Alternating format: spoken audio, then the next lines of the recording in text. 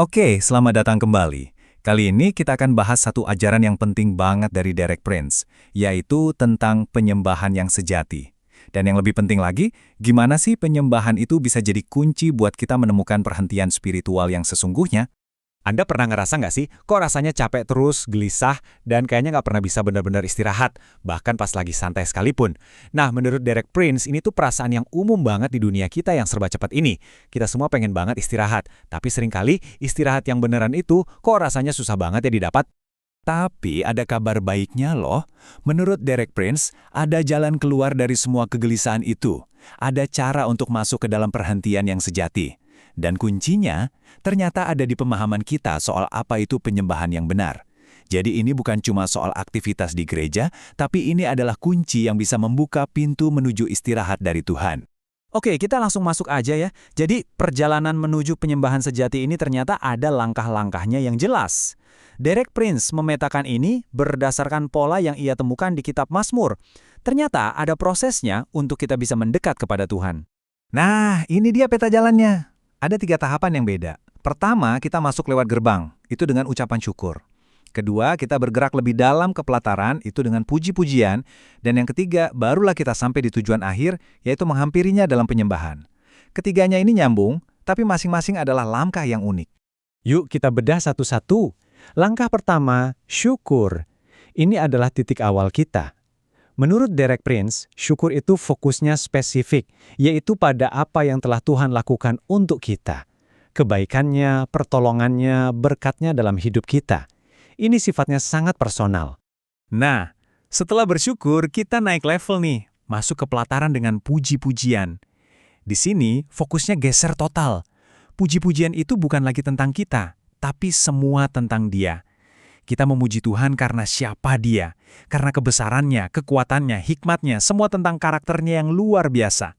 Ayat dari Mazmur 95 ini nunjukin dengan jelas banget sifat dari ucapan syukur dan puji-pujian. Coba deh perhatiin kata-kata yang dipakai. Bersorak-sorai. Ini tuh bukan sesuatu yang malu-malu kan? Ini adalah ekspresi sukacita yang keluar lewat suara, yang keras, dan penuh semangat. Setelah kita ngelewatin gerbang syukur dan pelataran pujian, kita sampai ke intinya. Dan disinilah sering banget orang salah paham atau terlewat. Jadi, apa sih sebenarnya hakikat dari penyembahan yang benar itu? Jadi ini poin paling pentingnya. Derek Prince mengajarkan bahwa puji-pujian itu pada dasarnya adalah sebuah ungkapan suara. Sesuatu yang kita katakan atau nyanyikan. Tapi, penyembahan itu adalah sebuah sikap.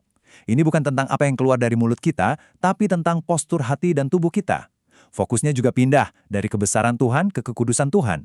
Dan suasananya pun berubah. Dari yang semangat, jadi tenang dan penuh hormat. Kalau penyembahan itu sikap, terus bentuknya gimana dong? Nah, Alkitab kasih kita gambaran yang sangat fisik. Ini melibatkan seluruh tubuh kita. Menundukkan kepala, membungkukkan badan, dan yang paling sering disebut di Alkitab itu adalah bersujud, di mana wajah kita sampai menyentuh tanah sebagai tanda hormat dan penyerahan diri total. Dan ini bukan cuma teori loh. Derek Prince sendiri ngalamin ini, dan dia bagikan pengalamannya lewat kutipan yang kuat ini. Sikap bersujud itu ternyata bukan ritual yang memberatkan, tapi justru sebuah tempat yang paling aman, tempat kerendahan hati dan kedekatan yang paling dalam dengan Tuhan. Terus, sepenting apa sih penyembahan dibandingin sama pelayanan? Penglihatan Nabi Yesaya di pasal 6 ngasih kita petunjuk yang, wow, jelas banget. Para serafim, makhluk surga yang paling dekat sama tahta Tuhan, mereka pakai 4 dari 6 sayap mereka, itu kan 2/3 ya, untuk menyembah. Dan cuma 2 sayap untuk terbang atau melayani. Dari contoh di surga tadi, Derek Prince narik kesimpulan yang super jelas. Di mata Tuhan, nilai penyembahan itu 2 kali lipat dari pelayanan. Dan yang lebih penting lagi, urutannya nggak boleh kebalik. Penyembahan itu harus selalu datang sebelum pelayanan. Oke, jadi kita udah nyembah dengan benar, terus apa? Apa gunanya? Nah, disinilah semuanya jadi mengubah hidup. Karena penyembahan itu membuka sebuah jalur komunikasi yang sangat vital, yaitu untuk mendengar suara Tuhan. Jadi, begini hubungannya. Waktu kita ngambil sikap penyembahan yang benar, hati yang tenang, hormat, fokus pada kekudusannya, kita tuh kayak lagi nyetel frekuensi radio kita ke channelnya Tuhan. Kita memposisikan diri kita untuk bisa dengar suaranya dengan lebih jelas, tanpa gangguan dari suara-suara lain. Dan dengerin suaranya ini bukan bonus buat orang-orang suci tertentu aja ya. Kata Yesus sendiri di Yohanes 10, ini tuh ciri khas pengikutnya. Ini adalah bagian dasar dari hubungan kita dengan Dia. Derek Prince kasih penekanan yang penting banget di sini. Baca Alkitab, jelas, itu vital. Tapi, yang jadi penentu hubungan kita itu hidup atau enggak, ya kemampuan kita dengerin suaranya secara pribadi. Inilah yang nuntun kita, yang nentuin berkat yang kita terima. Sekarang, kita sambungin semua benang merahnya. Kita udah lihat gimana penyembahan yang benar bikin kita bisa dengar suara Tuhan. Dan inilah tujuan akhirnya. Mendengar suaranya akan membawa kita masuk ke dalam perhentiannya.